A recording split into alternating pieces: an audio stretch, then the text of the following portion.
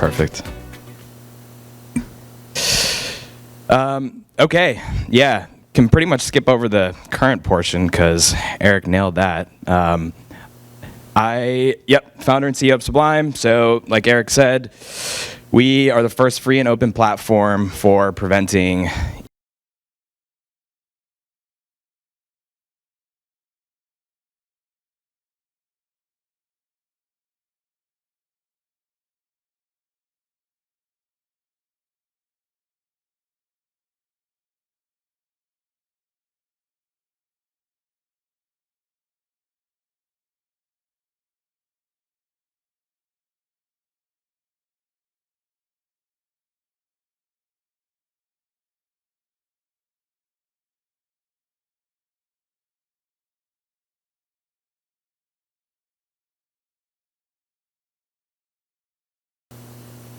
Okay, quick recap of what we're going to cover today. So we're going to talk about what callback phishing is, what makes them unique, different TTPs we've seen employed. We'll talk about detection signals.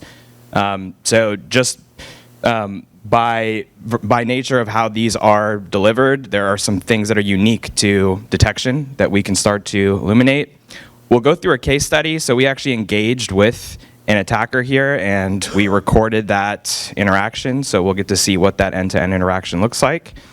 And then, rest in peace, qakbot was recently taken down, but I put this talk together before that happened, but we'll still talk about, still interesting to learn about those different techniques, and who knows, we might see them reused again. So, what is callback phishing? Who's seen an email like this before? Whether they've received it themselves or one of their users. Geek Squad, PayPal, I mean, there's so many of these now. And what makes this kind of unique is that, or I guess it's just kind of the attributes of this, right? So a trusted brand is being impersonated. So typically, if this is targeting like end users, like consumers, for example, this will be like some kind of consumer-based brand like eBay, or even PayPal. And then we'll see some like B2B type stuff also get impersonated. And ultimately, the goal of this is to get the recipient, the end user, to engage by calling a phone number. And this is akin to kind of like the traditional, scam calls, but instead of, phone to phone, it's email to phone. So this is everywhere. This is like, we're seeing it all over the place. We're seeing like Norton get impersonated, PayPal, a bunch of other brands here, Amazon, McAfee, Best Buy. So it's become pretty prolific. And the reason it's become prolific is because they've taken some non-traditional techniques here and employed them. Primarily, there is no traditional malicious link or payload. And like email scanners traditionally, that's like one of the main things that you're kind of looking for is like something malicious in the message. And that doesn't exist here.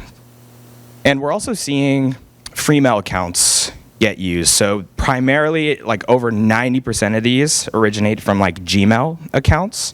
We're seeing other used as well.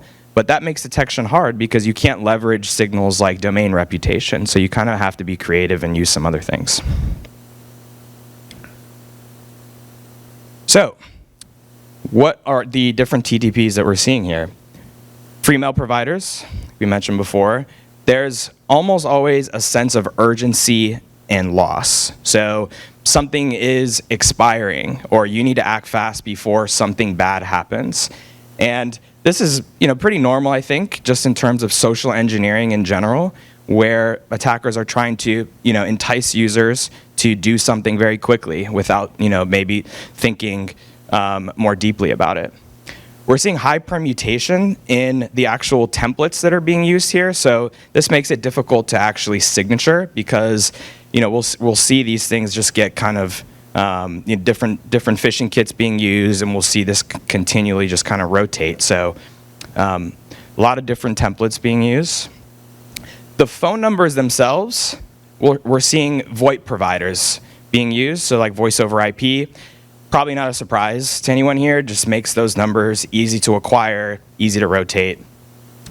And of course, we're seeing brand impersonation. So there's almost always a known brand logo that's being used in these attacks.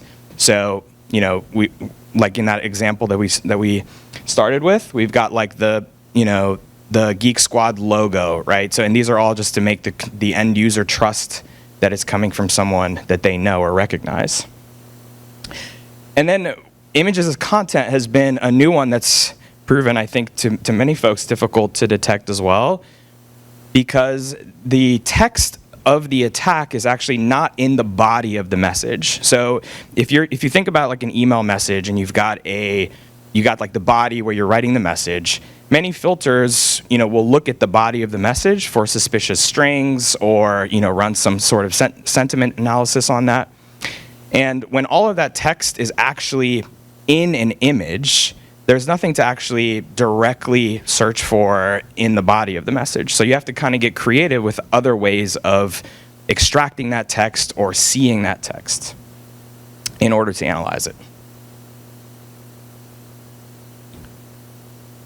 Okay, so let's talk about callback phishing objectives. So I think there's kind of this like misconception, I think, that callback phishing is kind of this really low-level type of just annoying type of spam. But actually, the delivery of this can be quite catastrophic. So whether it's from an individual's perspective or from a business perspective, many of these attacks are ultimately ending up in like remote access software being installed on the end user machine. And, you know, then either like ransomware from there or pivoting from there laterally. Financial theft, in particular for individuals, has been devastating. So we've seen attackers who, once they have remote control of the end user's machine, will blank the screen while they're logged into their bank account. This is kind of part of their ploy, is they'll say, you know, we need you to do X, Y, and Z and log into your bank account. And they will empty their bank account. So it's pretty devastating. And data theft also, attacker intent. So at the surface level, it might seem just kind of annoying type of stuff, but ultimately this can lead to pretty catastrophic consequences. Okay, so we've got an understanding of what these attacks are trying to achieve, what's kind of the TTPs being employed. So now we can think from a defender's perspective, how do we actually detect this? What are the different signals that we can leverage? So we already mentioned free mail providers. And the difficult thing about these attacks, like we mentioned before, is, you know, there's no domain reputation. So what you end up having to do is, A, use the fact that it is a free mail provider as a signal in and of itself. Because when you start to piece these together, the signals can actually become pretty effective, right? A free mail account with, for example, a brand logo is already going to start to raise some red flags from a detection perspective. So we'll use the fact that it is a free mail provider, and then we can leverage things like email reputation. So I gave a talk a couple years ago at ShmooCon around how we can actually have a reputation type of analysis on an email address itself. So we can do things like, where else does this email address live on the internet? If you're familiar with emailrep.io, it's a free API you can use, and it's for leveraging email reputation. So logo detection, another high signal here. If there is a way for us to actually detect logos that are represented either within the body of the message or within the attachment, that can become extremely high signal. So we want to do some logo detection. Optical character recognition, or OCR, is also pretty important here. So particularly for the attacks that have text in the attachments and not in the body, like we talked about, we'll need to use OCR, some way of actually seeing into the image and extracting that text. And so that's basically what OCR is used for. The fact that there is a phone number here is a detection signal, but what we found actually in practice is that attackers are actively trying to avoid detection of phone numbers. So like they're trying to evade detection of phone numbers. So in our experience, we actually don't use phone number as a signal because that is just like something attackers are very actively trying to evade, that detection logic. But just from like a human perspective, that is a signal. Suspicious phrase identification. So we're talking about kind of if you're looking at this from a human perspective and just like reading, what the message looks like. There's obviously suspicious kind of phrases here, right? That are things are expiring, or there's different types of things that are just enticing. So at the very base layer, we could just look for some suspicious phrases, but I much prefer actually natural language understanding, which will actually process that text and understand the sentiment of that text. So we'll talk more about that. We've trained a classifier on that, and that can be highly effective. And then most of these attacks are coming from email accounts that have no prior communication with the recipient. So again, that's just another signal that we can take into account regarding, if you've never spoken to somebody before or the organization has never spoken to someone before, that's a signal that we can leverage. Okay, so let's talk about just putting this together and how we can actually piece this together for actual detection. So we'll start with a super simple example here, where on the top, on line 1 here, we're looking for inbound messages. We're looking for free email providers. So we maintain an open source list of about 25,000 free email providers, and we keep that relatively up to date.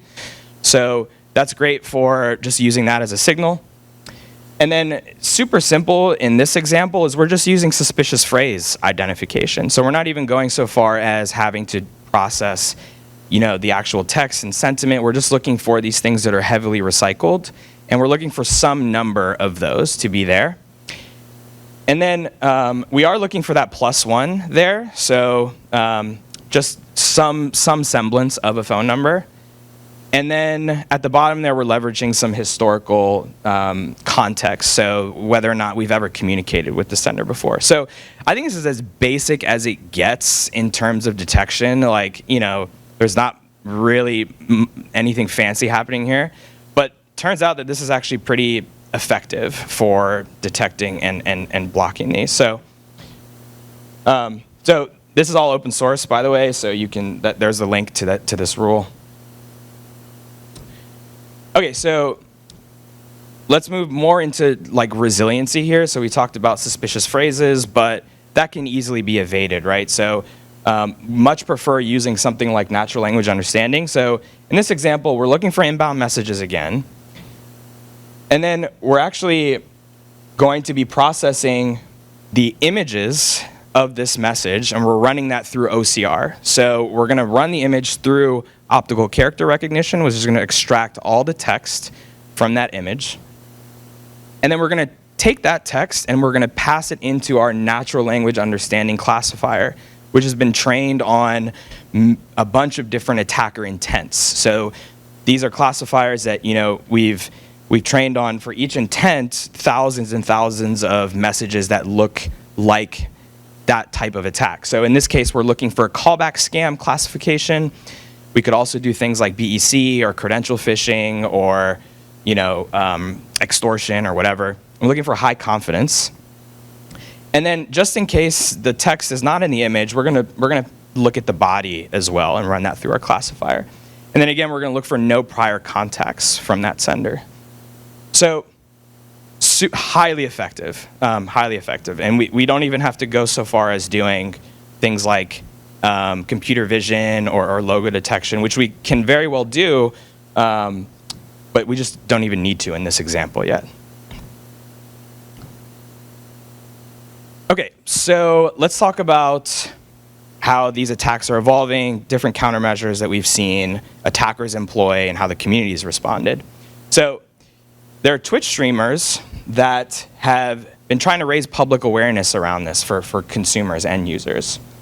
And what they'll do is they'll actually engage with these attackers and like record it and then post that entire engagement online so that people can start to understand the actual implications of this and the threat that exists. so what attackers have done to counteract that is start to do two-factor authentication. So, we as the security industry have started to use two-factor authentication for our purposes, and now attackers are leveraging that to counteract us, which is kind of funny. So what they'll do is they'll have some kind of identifier in the initial attack, and that identifier, whether it's the phone number itself that you call back, which it usually is kind of unique to them. If you call that phone number, they will send a verification code to the email address, which means that for Twitch streamers or security researchers or analysts, they can't actually investigate the message without having access to that two-factor code that's sent to the end user. So making things more difficult for us.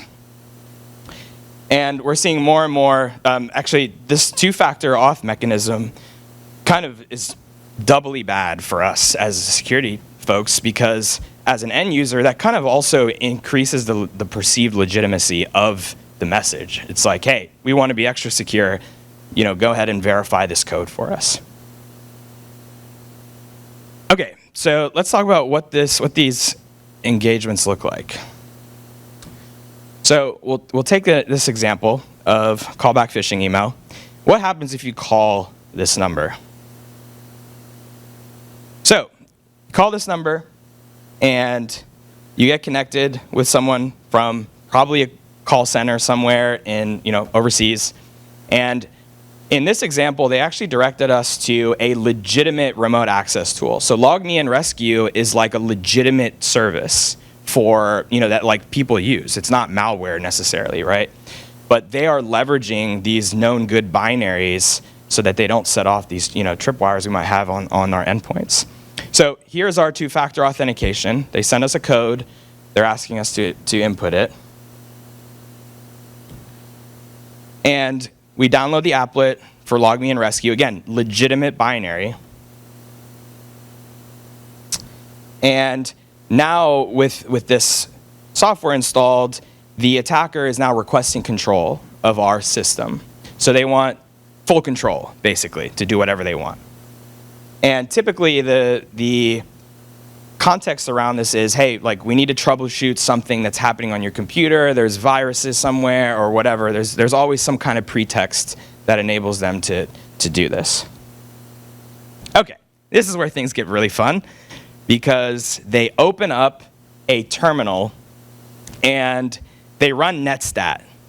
And they run netstat to show us how many hackers are on our system right now. So there's 30 plus hackers connected to our box right now. So we need to act fast, okay?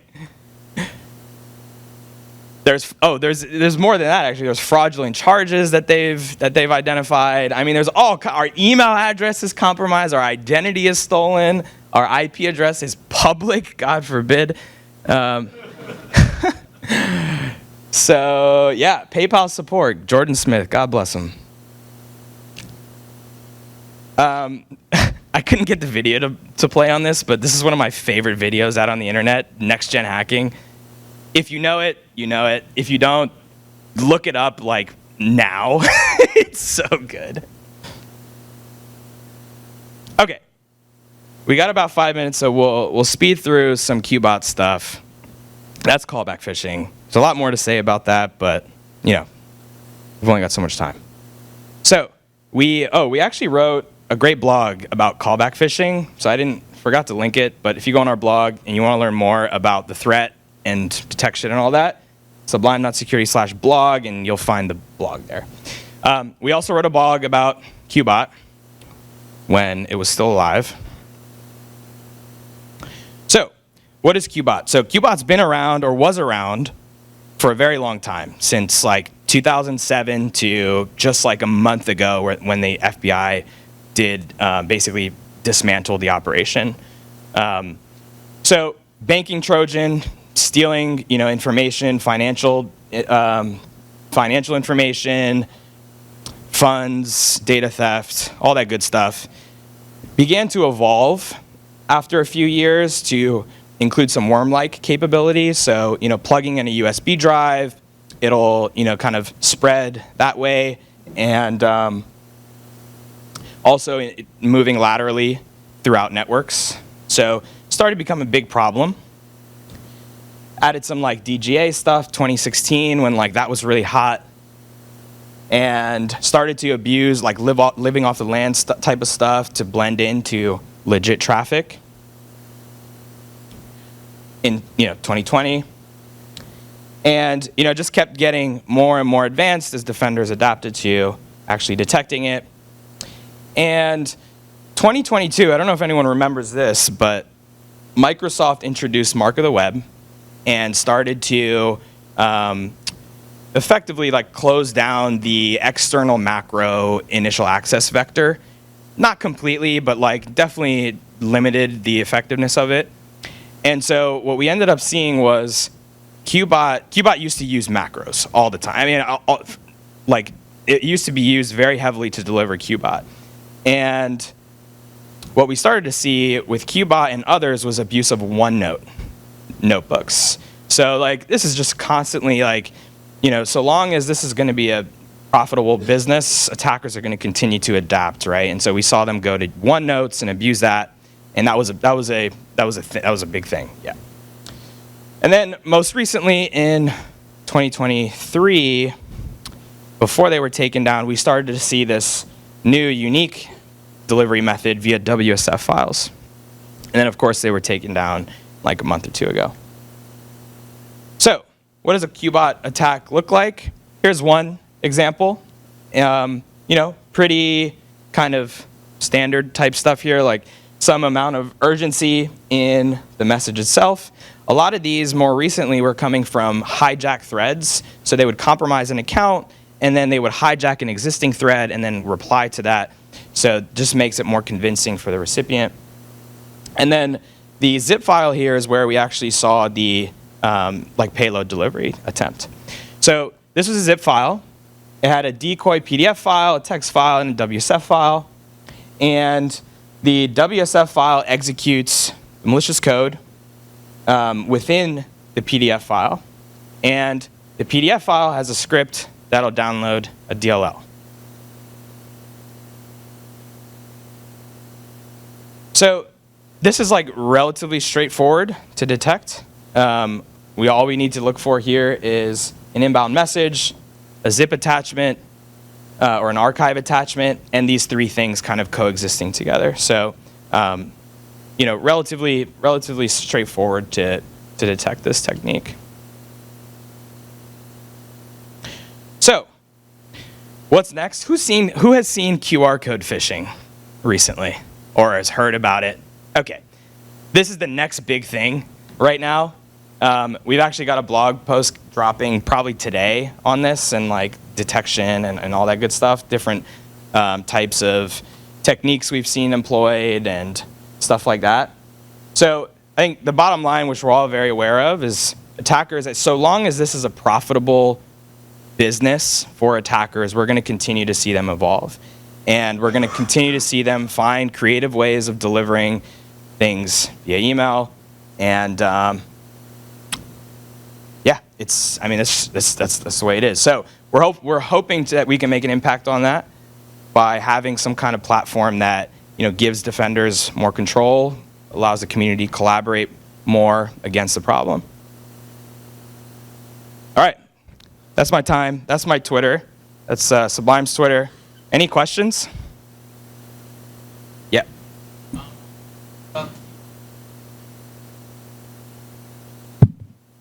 So the question was, how does Sublime handle QR phishing detection?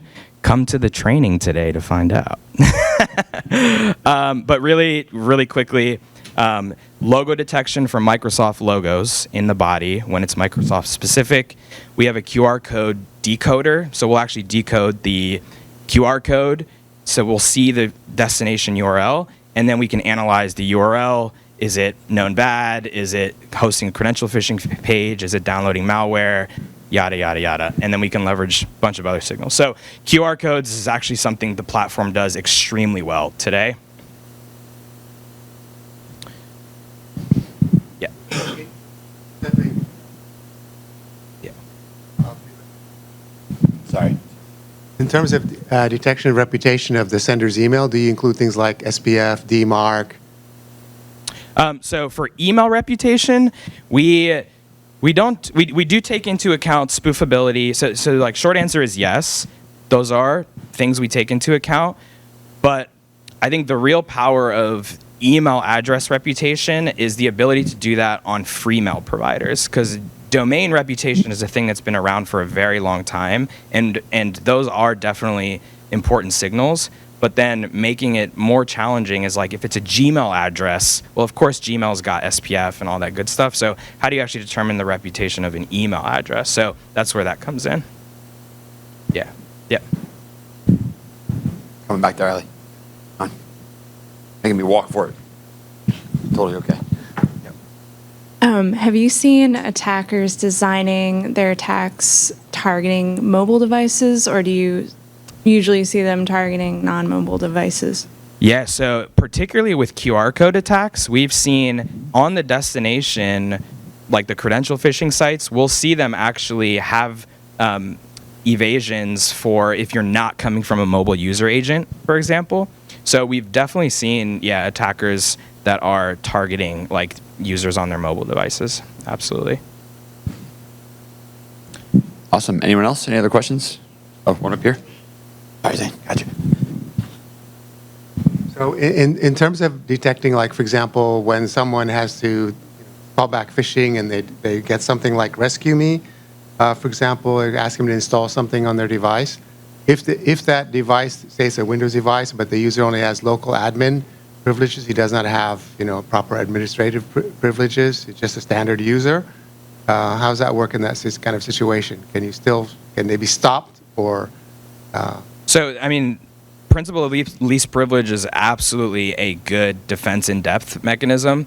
It doesn't always, stop like an application from executing. So, depending on what exactly you have in place or application whitelisting or things like that, those could be effective countermeasures. So it is a good thing for sure, but not a guaranteed that you'll prevent something from happening.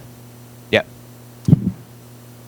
We'll make this our last one. Actually, I've got a little note about when you can pick Josh's brain more today as well. But thank you. Nice presentation. Question about Sublime. I don't know Sublime well, but have you started to branch out into things like Microsoft Teams phishing and the like beyond email, or are you sticking entirely with email? Email right now. We'll see what happens. I like the founder answer of just wait. We'll see. You never know. Awesome. Thanks again, Josh. Appreciate having you up here.